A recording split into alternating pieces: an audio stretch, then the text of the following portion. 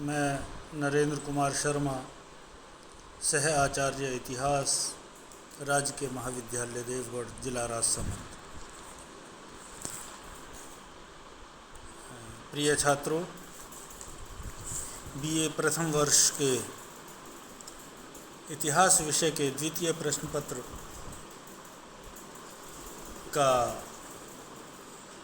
आज के व्याख्यान का जो विषय है वो है भारत के अंदर मुस्लिम साम्राज्य की स्थापना करने वाला मुस्लिम राज्य का संस्थापक शासक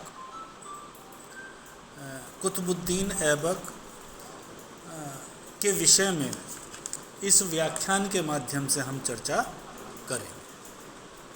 यह समझाने का प्रयास करेंगे कि किस प्रकार उसने भारत के अंदर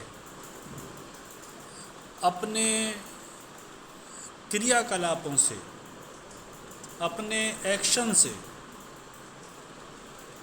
एक ऐसे राज्य की नींव डाली जिसने सल्तनत काल को न केवल भारत में अपितु संपूर्ण विश्व में महत्वपूर्ण स्थान दिलाने में महती भूमिका निभाई। तो ऐसा व्यक्तित्व था कुतुबुद्दीन ऐबक का। मोहम्मद गौरी की मृत्यु के पश्चात अगर हम गौर प्रदेश की बात करें, गौर देश की बात करें, तो वहाँ उसका जो भतीजा था गयासुद्दीन महमूद, वो शासक बन गया। हालांकि योग्यता और शक्ति के दृष्टिकोण से वो इतना योग्य नहीं था या उतना शक्तिशाली नहीं था। वहाँ होने वाले विद्रोहों तथा आक्रमणों ने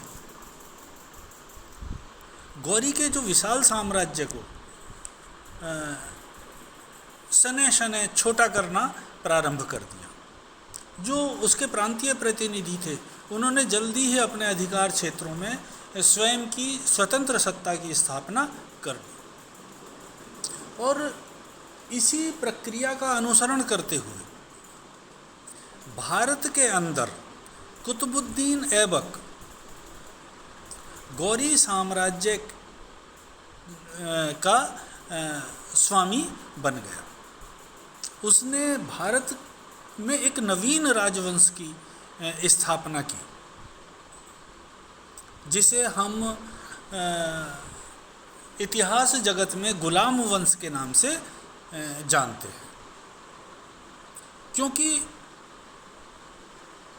जो ऐबक था वो मोहम्मद गौरी का गुलाम था और मोहम्मद गौरी ने उसकी परवरिश की थी। उसके सेना नायकत्व के गुणों की पहचान करके उसने उसे अपना सेनापति बनाया था और अपनी योग्यता के चलते उसने गौर साम्राज्य के एक हिस्से पर स्वयं को स्वतंत्र शासक की रूप में स्थापित कर लिया।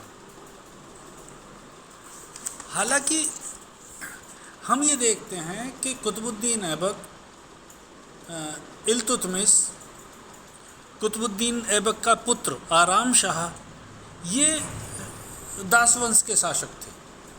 लेकिन इल्तुतमिश इलबरी तुर्क था। तो ये जो प्रारंभिक काल था सल्तनत का, ये दास वंश के नाम से या गुलाम वंश के नाम से जाना जाता था। कुतुबुद्दीन ऐबक का जन्म तुर्किस्तान में हुआ था और बचपन में उसे दास के रूप में मोहम्मद गौरी ने खरीद लिया था। तराइन के दूसरे युद्ध में विजय प्राप्त करने के पश्चात मोहम्मद गौरी तो वापस गौर लौट जाता है, लेकिन इस प्रांत के सूबेदार के रूप में वो कुतुबुद्दीन ऐबक को नियुक्त कर जाता है। लौटते समय मोहम्मद गौरी की मृत्यु हो जाती है और उसके पश्चात जो वो कुतुबुद्दीन ऐबक है वो अपने आप को स्वतंत्र शासक घोषित कर देता है। 24 जून 1206 ईस्वी को कुतुबुद्दीन ऐबक का सुल्तान के रूप में राज्याभिषेक होता है। गद्दी पर बैठने के तुरंत पश्चात कुतुबुद्दीन ऐबक प्रयास करने प्रारंभ कर देता है कि किस प्रकार वो अपनी स्थिति को या दिल्ली सल्तनत की स्थिति को सुदृढ़ बनाने का काम करे। जिस समय वो गद्दी पे बैठता है उस समय उसके सामने अनेक कठिनाइयाँ थी। जो प्रारंभिक समस्याएं थी उनमें महत्वपूर्ण रूप से उत्तराधिकार की जो समस्या थी वो एक बड़ी महत्वपूर्ण समस्या थी। मोहम्मद गौरी के अन्य भी प्रभावशाली अमीर थे जो उत्तराधिकारी बनना चाहते थे, क्योंकि कुतुबुद्दीन ऐबक अभी भी दास था और यह दासता उसके रास्ते की सबसे प्रमुख बाधा थी। तुर्क अमीर एक दास को सुल्तान के पद पर देखना पसंद नहीं करते थे। इसके अलावा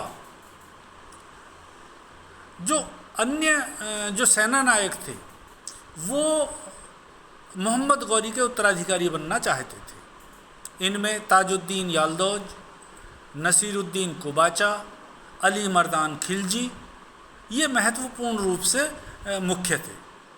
प्रोफेसर निजामी का तो यह मानना है कि क्योंकि गौरी अपनी मृत्यु के समय तक भी अपने गुलाम सरदारों के अधिकारों का निर्णय नहीं कर पाया था और न ही उन्हें ऐबक की अधीनता में छोड़ के गया था, इसकी वजह से जो स्थिति है इतनी विकराल बनी। उत्तराधिकार का जो प्रश्न था वो जटिल हो गया। तो ये एक बड़ी समस्या के रूप में सामने थी कुतुबुद्दीन ऐबक। इसके अलावा ऐबक की दूसरी जो प्रमुख समस्या थी वो उत्तरी पश्चिम सीमा की रक्षा करना था। ख्वारिज़्म का जो शाह था वो गौर सल्तनत से या गौर राज्य से वंशानुगत दुश्मनी रखता था। वो हर संभव प्रयास ये कर रहा था कि गौर वंश की शक्ति को नष्ट किया जाए और मध्य एशिया में ख्वारिज़्म के एक विशाल साम्राज्य की स्थापना की जाए। इसके अलावा सिंध और झेलम के जो मध्यवर्ती प्रदेश थे वहाँ खोखरों का भी आतंक था। कुछ इतिहासकारों का तो ये भी मानना है कि खोखरों ने ही मोहम्मद गौरी की हत्या की थी जब वो भारत से वापस गौर लौट रहा था। तो इस तरीके से ये जो सीमांत राज्य थे जो असुरक्षित थे इनकी सुरक्षा भी एक बड़ी समस्या थी कुतुबुद्दीन ऐबक के सामने। ऐबक की एक अन्य महत्वपूर्ण जो कठिनाई थी वो हिंदू सामंतों की बढ़ती हुई शक्ति का दमन करना भी था और उन राज्यों में शांति की व्यवस्था स्थापित करना था। चंदेल राजपूतों ने कालिंजर पर फिर से अधिकार कर लिया था। गहड़वाल राजपूत भी अपना सर उठा रहे थे। उन्होंने बदायूं और फर्रुखाबाद से तुर्कों को खदेड़ दिया था। प्रतिहार राजपूतों ने ग्वालियर को पुनः मजबूती के साथ हस्तगत कर लिया था। तो इस तरीके से जो हिंदू सामंत थे उनकी बढ़ती हुई शक्ति भी ऐबक के लिए चिंता का विषय थी। फिर कुतुबुद्दीन ऐबक के सामने गजनी लाहौर को गजनी के प्रभाव से मुक्त कराना भी था। गजनी के शासक लाहौर को अपने राज्य का हिस्सा मानते थे। वहाँ का जो यालदौज था वो हमेशा इस क्षेत्र को हड़पने के प्रयास में रहता था। उसकी निगाह गजनी के प्रदेश पर, वो लाहौर के प्रदेश पर थी। दूसरी तरफ जो ख्वारिज़्म का शाह था वो भी लाहौर पर अपनी ललचाई हुई निगाह टिकाए हुए था। ऐबक को इस बात का डर था कि कहीं ख्वारिज़्म का शासक गजनी को जीतने के बाद पंजाब पर आक्रमण न कर दे। अतः ऐबक लाहौर को गजनी राज्य के प्रभाव से मुक्त करना चाहता था। तो ये कुछ समस्याएं थीं कुतुबुद्दीन ऐबक के राज्यारोहण के समय की, और इन समस्याओं को बड़े योग्यता के साथ कुतुबुद्दीन ऐबक ने हल किया। और इन समस्याओं के हल का या इन समस्याओं के निवारण को हम देखेंगे कुतुबुद्दीन की उपलब्धियों के अंतर्गत। जो कुतुबुद्दीन की उपलब्धियां थीं उन्हें हम निम्न बिंदुओं के माध्यम से समझ सकते हैं। जैसे यालदौज ने गौरी की मृत्यु के बाद गजनी पर बलपूर्वक अधिकार जमा लिया था। इसके बाद उसने नासिरुद्दीन कुबाचा पर आक्रमण करके मुल्तान को हथियाने का प्रयास किया।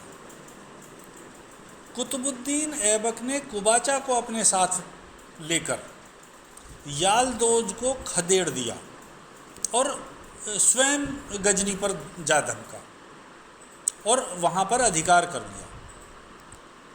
और 40 दिन वहाँ रहने के पश्चात वापस भारत आ गया।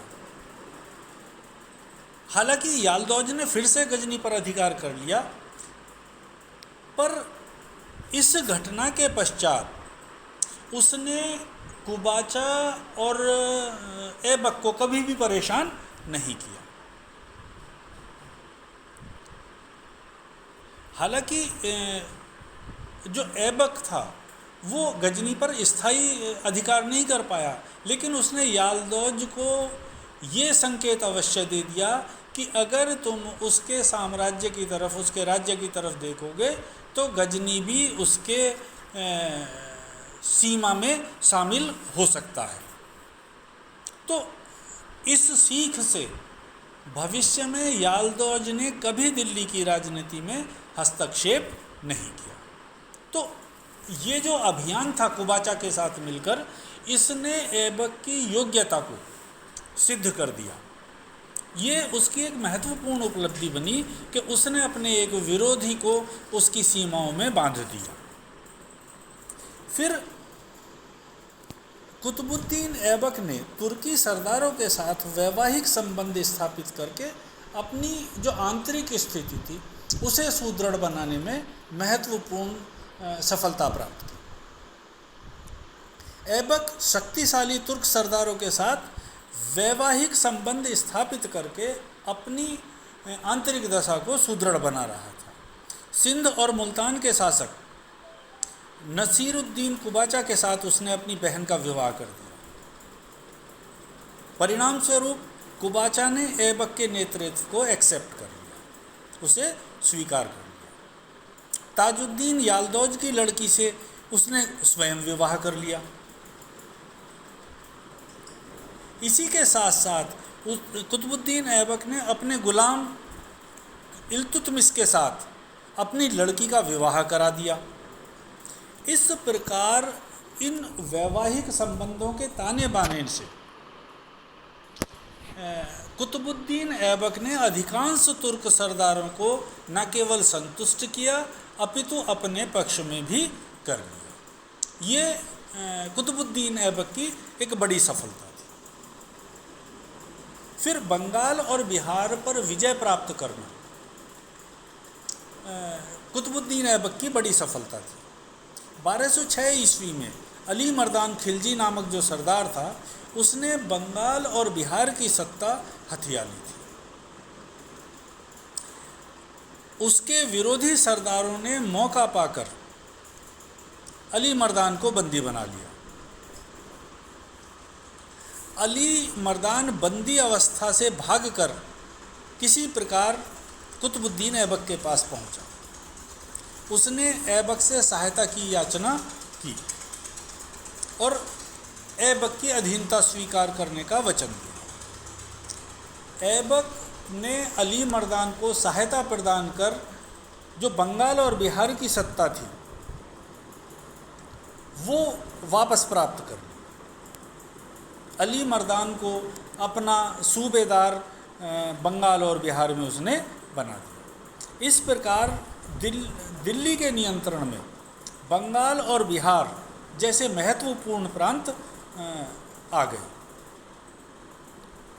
अगर हम दूसरी तरीके से इस बात को कहना चाहें तो बिहार और बंगाल के जो महत्वपूर्ण प्रांत थे वो दिल्ली सल्तनत का महत्वपूर्ण हिस्सा बन गए। इसी के साथ जो कुतुबुद्दीन ऐबक है उसने हिंदू शासकों के विद्रोह का भी दमन किया। कुतुबुद्दीन ऐबक न केवल गौरी की विजयों में सहयोगी रहा था बल्कि गौरी की अनुपस्थिति में भी उसने बहुत सारे प्रदेशों की विजय प्राप्त की थी और उन्हें सुरक्षित किया था। और ऐबक के द्वारा हिंदू शासकों के विद्रोह का दमन करना उसकी बड़ी महत्वपूर्ण उपलब्धि भी मानी जाती है।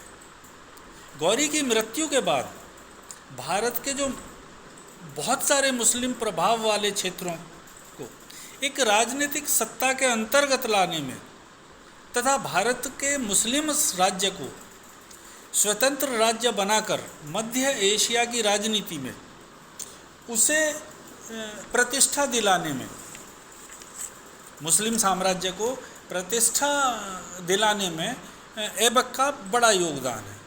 उसने बदायूं के हिंदू सरदारों का दमन किया और इल्तुतमिश जो कुतुबुद्दीन ऐबक का दामाद था उसे बदायूं का सूबेदार नियुक्त किया। उसने अन्य छोटे राज्यों से भी वार्षिक कर वसूलने प्रारंभ किए, परंतु ये तथ्यात्मक चीज़ें हैं कि कालिंजर और ग्वालियर पर जो कुतुबुद्दीन ऐबक है वो विजय प्राप्त नहीं कर सका। प्रोफेसर हबीबुल्ला के अनुसार इस बात पर अधिक बल देने की आवश्यकता नहीं है कि मुइजुद्दीन की भारत की सफलताओं का श्रेय ऐबक के अथक परिश्रम और वफादार सेवा को था, क्योंकि मुइजुद्दीन ने केवल प्रेरणा शक्ति प्रदान की थी जबकि ऐबक दिल्ली राज्य की विस्तृत योजनाओं और उनके निर्माण के लिए उत्तरदायी था।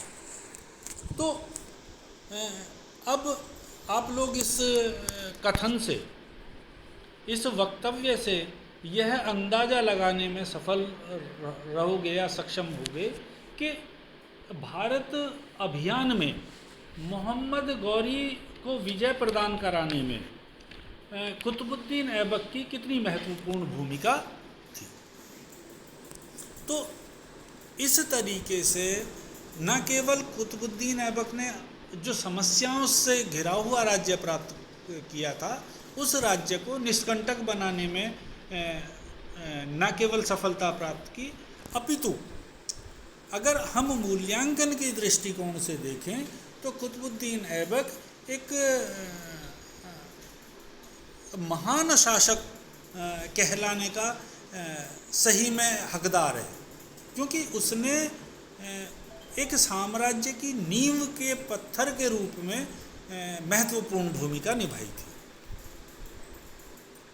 अगर हम ऐबक का मूल्यांकन करेंगे तो हम निश्चित रूप से उसे वीर योद्धा और कुशल सेनापति की श्रेणी में रखना पसंद करें। उसने विद्रोही राजपूतों का दमन किया, अपने प्रतिद्वंदी तुर्कों का दमन किया, जो अन्य दास प्रतिद्वंदी थे उनका दमन किया और भारत में विजयी प्राप्त करके एक साम्राज्य का निर्माण किया। ये सारी बातें कुल मिला के ये सिद्ध करती हैं कि उसमें वीर योद्धा और कुशल सेनापतित्व के गुण कूट कूट कर भरे हुए थे। इसी तरीके से हसन निजामी आदि इतिहासकारों के दृष्टिकोण से अगर हम देखते हैं तो कुतुबुद्दीन ऐबक बड़ा न्यायप्रिय और दानशील शासक भी था। वह अपनी दानशीलता के कारण लाख बख्श कहलाता था। हसन निजामी का मानना है कि उसके शासनकाल में सड़कें डाकुओं तथा बदमाशों से सुरक्षित थीं और भेड़ और भेड़िए एक ही घाट पर पानी पीते थे। हो सकता है इसमें कुछ अतिशयोक्ति पूर्ण चीज़ें हों, लेकिन हमें इन सारी चीज़ों को इतिहास दृष्टि से देखना चाहिए। मैं आप लोगों से भी इस बात का गुजारिश करूँगा कि आप लोग किन्हीं भी बातों को, किन्हीं भी वक्तव्यों को आंख बंद करके स्वीकार नहीं करना। आप इतिहास बुद्धि की कसौटी पर सभी तथ्यों को कसना और फिर निष्कर्ष के रूप में जो भी चीज़ें उन्हें प्राप्त कर। फिर कुतुबुद्दीन ऐबक को साहित्य और कला का संरक्षक भी माना जाता है।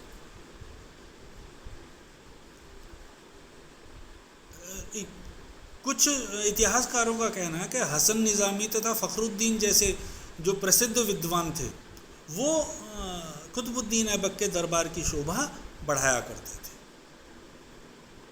उसने दिल्ली के अंदर कुवुत उल इस्लाम नाम की एक मस्जिद का भी निर्माण कराया और दिल्ली में कुतुब मीनार का निर्माण भी उसने कराया। राजस्थान के अजमेर में 2.5 दिन का झोंपड़ा एक उसकी निर्माणाधीन मस्जिद है जो पूरी नहीं हो पाई थी। तो हालांकि छोटा सा शासनकाल था और छोटे से शासनकाल में अगर कोई शासक इस तरीके की इमारतों का निर्माण करा रहा है जो आज भी वर्तमान है, तो निश्चित रूप से उसे कम से कम कला का संरक्षक तो कह ही सकते हैं। फिर क्या, कुतुबुद्दीन ऐबक एक चतुर राजनीतिज्ञ भी था। उसने गजनी के शासक यालदोज को दिल्ली की राजनीति में हस्तक्षेप करने से जिस प्रकार रोका या उसे दिल्ली की राजनीति में हस्तक्षेप करने का अवसर प्रदान ही नहीं किया, ये एक बड़ी उपलब्धि थी। उसने उसके राज्य पर प्रथम में आक्रमण करके उसे अपनी सीमाओं में रहने के लिए ताकीद कर दिया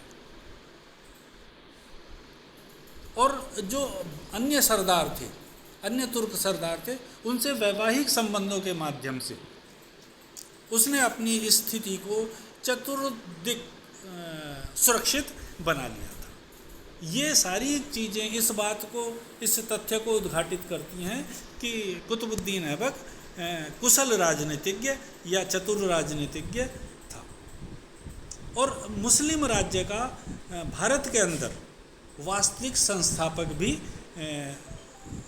वो ही था। B.N. लूनिया का कहना है कि दिल्ली के प्रथम मुस्लिम राज्य के विस्तार और निर्माण का श्रेय अगर किसी को जाता है तो वो कुतुबुद्दीन है।